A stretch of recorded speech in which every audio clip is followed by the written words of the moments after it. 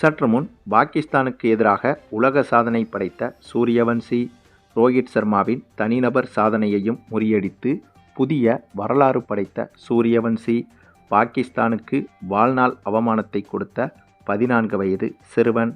அதாவது இந்திய அணியை பொறுத்தவரையில் தற்போது ஆசிய கோப்பை தொடரில் பங்கேற்று வருகிறது.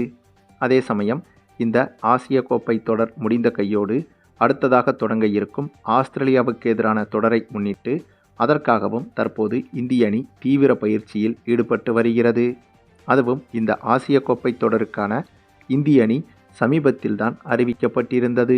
சூரியகுமார் யாதவ் தலைமையிலான இந்திய அணி அறிவிக்கப்பட்டதில் இருந்தே ஆசிய கோப்பை அணிகளுக்கு எதிராக இந்திய அணி வார்ம் அப் மேட்ச்களில் விளையாடி வந்தது.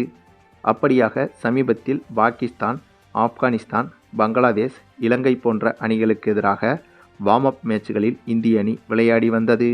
அப்படி விளையாடிய அனைத்து போட்டிகளிலும் இந்திய அணி மற்ற அணிகளை வீழ்த்தி வெற்றிகளையும் குவித்து வந்தது. அதாவது மற்ற அணிகளை இந்திய அணி எளிதாகவே வீழ்த்தியிருந்தது. அதே சமயம் வார்ம் அப் மேட்ச்கள் நடந்து கொண்டிருக்கும் போதே பாகிஸ்தான், ஆப்கானிஸ்தான், ஐக்கிய அரபு அணிகளுக்கு இடையேயான முத்தரப்பு கிரிக்கெட் தொடர் தொடங்கியிருந்தது. அந்த தொடரில் பாகிஸ்தான், ஆப்கானிஸ்தான் அணிகள் விளையாட சென்றுவிட்டதால் ஆசிய கோப்பைக்கான வார்ம் அப் மேட்சிலிருந்து இந்திய அணியும் விலகி ஆஸ்திரேலியாவுக்கு எதிரான தொடரை முன்னிட்டு அதற்கான வார்ம் அப் மேட்ச்களில் விளையாடி வந்தது. இப்போது பாகிஸ்தான், ஆப்கானிஸ்தான், ஐக்கிய அரபு அணிகளுக்கு இடையேயான முத்தரப்பு கிரிக்கெட் தொடர் முடிந்துவிட்டது.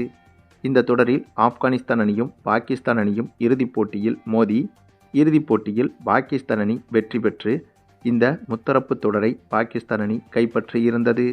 அதே சமயம் என்னதான் இந்த இறுதிப் போட்டியில் பாகிஸ்தான் அணி வெற்றி பெற்றாலும் இந்த முத்தரப்பு தொடரின் ஆரம்ப சுற்றில் பாகிஸ்தான் அணி ஆப்கானிஸ்தான் அணியிடம் தோல்வியை தழுவியிருந்தது. ஆக ஏற்கனவே ஆப்கானிஸ்தான் அணியிடம் பாகிஸ்தான் அணி தோல்வியடைந்ததால் இந்த முத்தரப்பு கிரிக்கெட் தொடரின் இறுதிப் போட்டி மீது ரசிகர்கள் மத்தியில் எதிர்பார்ப்பும் அதிகரித்தது.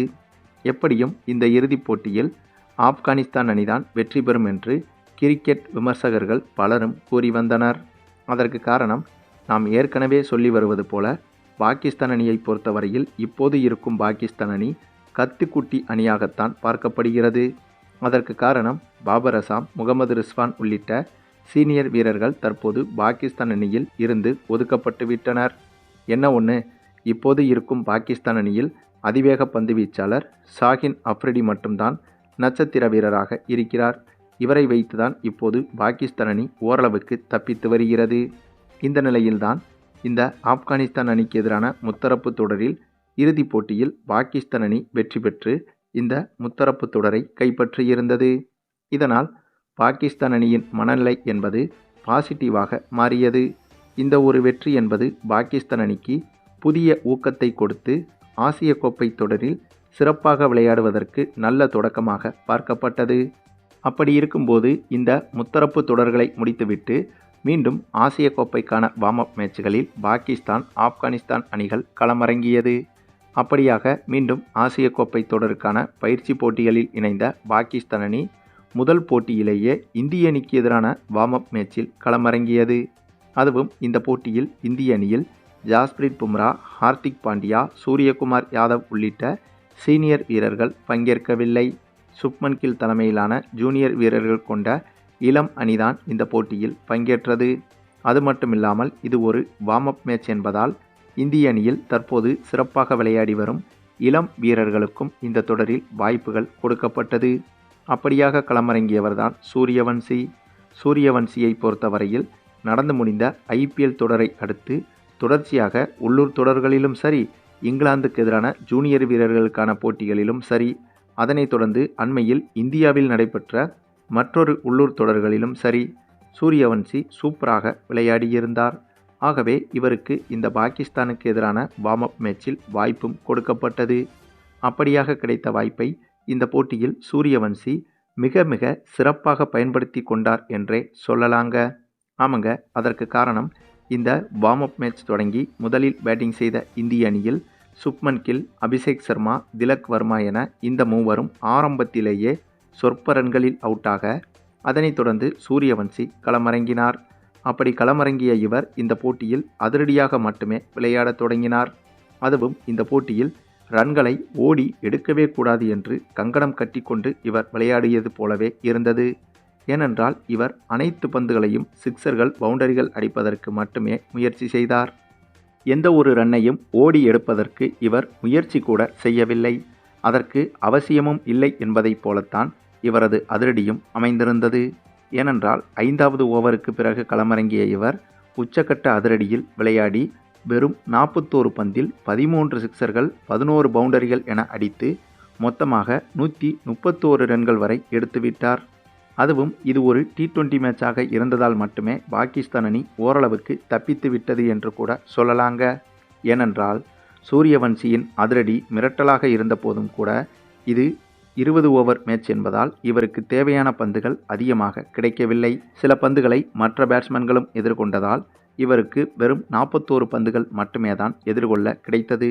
ஒருவேளை இதுவே ஒருநாள் போட்டியாக இருந்தால் இவர் எடுத்திருக்கும் இந்த 41 பந்தில் 131 ரன்களை அப்படியே 50 ஓவர் போட்டியின்படி கன்வெர்ட் செய்து பார்த்தால் கிட்டத்தட்ட 270 ரன்கள் வரை சூரியவன்சி எடுத்திருப்பார். அதாவது ரோஹித் சர்மா எடுத்த தனிநபர் சாதனையான 264 ரன்களை எளிதாக சூரியவன்சி முறியடித்திருப்பார். அதுவும் பாகிஸ்தான் அணிக்கு எதிராக.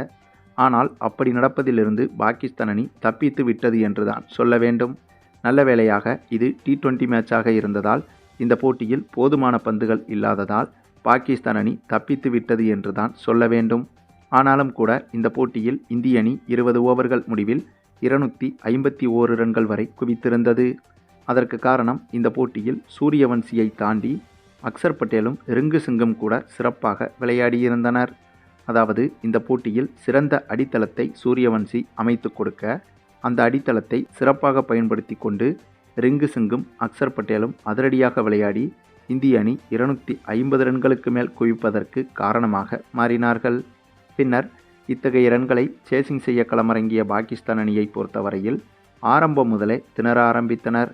அதுவும் பாகிஸ்தான் கேப்டன் சல்மான் ஆகா, அதனைத் தொடர்ந்து அனுபவ பேட்ஸ்மேனான ஃபக்கர் சமாம் உள்ளிட்ட பேட்ஸ்மேன்கள் கூட இந்திய அணியின் பந்துவீச்சை எதிர்கொள்ள மிகவும் தடுமாறினார்கள். அந்தளவுக்கு இந்திய அணியின் பந்துவீச்சு என்பது இந்த போட்டியில் துல்லியமாக இருந்தது. அதிலும் நம்முடைய தமிழக வீரர் வருண் சக்கரவர்த்தியின் பந்துவீச்சை பாகிஸ்தான் பேட்ஸ்மேன்கள் எதிர்கொள்ள கடுமையாக திணறி வந்தனர். அதன் காரணமாக இந்த போட்டியில் நம்முடைய வருண் சக்கரவர்த்தி மட்டுமே அதிகபட்சமாக 4 விக்கெட்டுகளை வீழ்த்தியிருந்தார். பின்னர் ஒரு கட்டத்தில் வெறும் 17 ஓவர்களுக்கே அனைத்து விக்கெட்டுகளையும் இழந்து 141 ரன்கள் மட்டுமே எடுத்து பாகிஸ்தான் அணி ஆல் அவுட் ஆனது. அதாவது நடந்து முடிந்த முத்தரப்பு தொடரில் ஆப்கானிஸ்தான் அணியை இறுதிப் போட்டியில் வீழ்த்தி தொடரை கைப்பற்றி நல்ல பாசிட்டிவான மனநிலையில் வந்த பாகிஸ்தான் அணியை இப்படி முதல் போட்டியிலேயே மரணஅடி அடித்து ஓடவிட்டிருக்கிறது இந்திய அணி. ஆகவே என்னதான் நடந்து முடிந்த இந்த முத்தரப்பு தொடரில் பாகிஸ்தான் அணி சிறப்பாக விளையாடி இருந்தாலும் இப்போது இந்திய அணியை ஒப்பிடும்போது பாகிஸ்தான் அணி ஒன்றுமே கிடையாது என்பதை இந்திய அணி மீண்டும் நிரூபித்துவிட்டது. அதிலும் குறிப்பாக இந்த போட்டியில் நாம் ஏற்கனவே சொன்னது போல ஜாஸ்பிரீத் பும்ரா, சூரியகுமார் யாதவ், ஹார்திக் பாண்டியா போன்ற சீனியர் வீரர்கள் ஆடும் 11இல் களமிறங்கவே இல்லை. அப்படி இருக்கும்போதே பாகிஸ்தான் அணி இந்தளவுக்கு அடிவாங்கி இருக்கிறது என்றால் சீனியர் வீரர்கள் களமிறங்கும் போது பாகிஸ்தான் அணியால் சுத்தமாக தாக்கு பிடிக்க முடியாது என்று கூட சொல்லிவிடலாம். சரி, நீங்கள் சொல்லுங்கள், நம்முடைய சூரியவன்சியின் சிறப்பான அதிரடி ஆட்டத்தை பற்றியும் அதே போல் இந்திய அணியின் இந்த வெறித்தனமான வெற்றியை பற்றியும் நீங்கள் என்ன நினைக்கிறீங்கன்னு உங்களுடைய கருத்துக்களையும் கமெண்டில் தெரிவிங்க. மேலும் இந்த வீடியோ பிடிச்சிருந்தா லைக் பண்ணுங்கள், மற்ற அனைவருக்கும் ஷேர் பண்ணுங்கள், மறக்காமல் நம்ம சேனலை சப்ஸ்கிரைப் பண்ணுங்கள்.